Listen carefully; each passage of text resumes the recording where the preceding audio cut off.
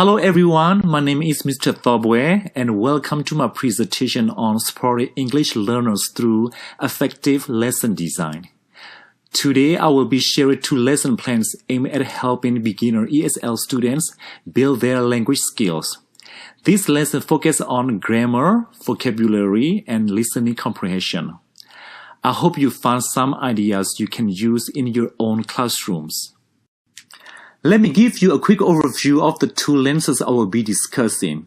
In lesson 1, we explore nouns and adjectives with first to second grade ESL students. The goal is for students to recognize these parts of speech in sentence. For example, we will focus on words like dog or apple as nouns and big or red as adjectives.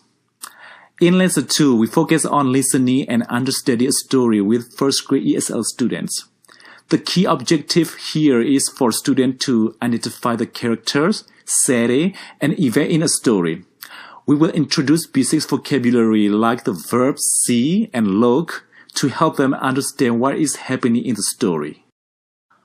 When designing these lessons, I kept in mind the characteristics of beginner English learners. My students are primarily level 1 and level 2 ELs. These are students who are just starting to learn English and need a lot of support.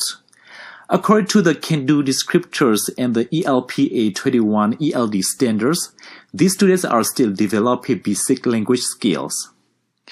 They come from diverse cultural backgrounds and they speak a variety of home languages. Visual learning and hands-on activity work best for them, so I have made sure to include plenty of visual and interactive exercise. They need language modeling and vocabulary support to build confidence and understanding. For lesson 1, I'm using visual supports to help students connect words with images.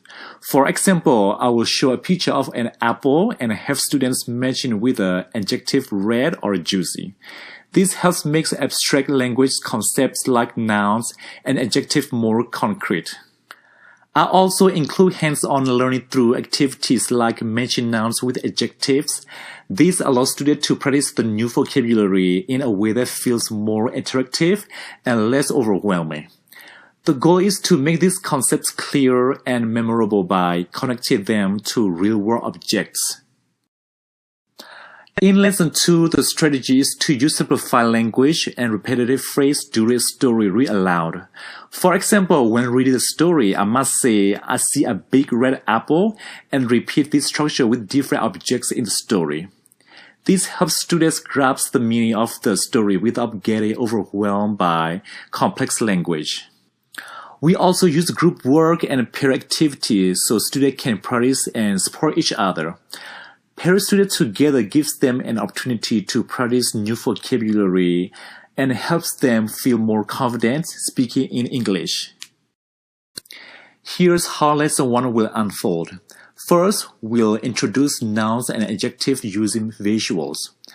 Then we will guide students through a matching activity where they pair nouns with adjectives like big dog or red apple.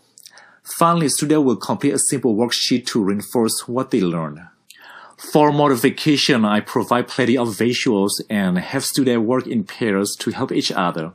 This ensures that all students get the support they need to understand and remember the new vocabulary. For lesson 2, the sequence will look like this. We'll start with a pre-reading discussion using pictures to spark interest in the story. Next, I will do a read aloud, pausing to ask comprehension questions and reinforce new vocabulary. Afterward, students will complete a post-reading worksheet to demonstrate what they understood. I will also pre-teach any key vocabulary and check for comprehension throughout the lesson. Using pair work and group activity will provide additional support and give students a chance to practice the vocabulary in a low-pressure setting. To wrap up, I want to highlight a few key strategies that support our English learners.